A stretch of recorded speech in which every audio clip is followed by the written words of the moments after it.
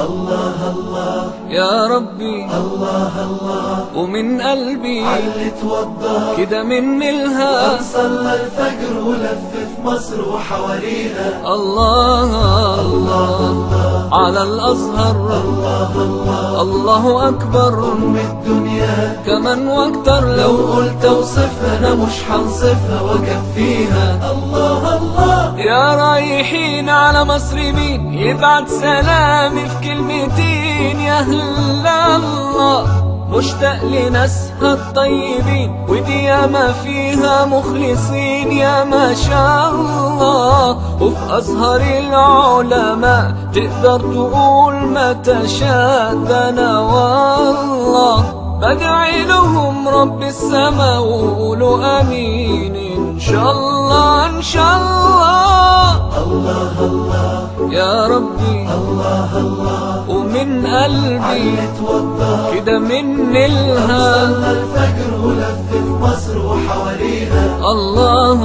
الله على الأزهر الله الله الله أكبر أم الدنيا كمان واكتر لو قلت اوصفها انا مش هنصفها واكفيها الله الله مصر اللي زارها الخليل سيدنا إبراهيم ونهار وليل مشي فيها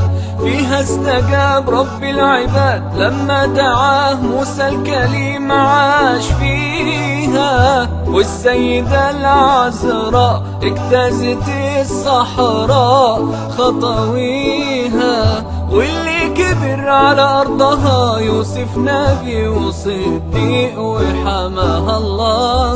الله يا ربي الله الله ومن قلبي علي توضى كده من صلى الها الفجر ولف في مصر وحواليها الله الله على الأزهر الله الله الله أكبر أم الدنيا كمان واكتر لو قلت اوصفها انا مش هنصفها واكفيها الله الله وقالوا لي عنها كلام خلاني اقول يا سلام ده انا ياللي لفت سنين وسنين في بلاد كتير تانيين وتملي الاقي ناس بتقول جمالها غير معقول وهو بالي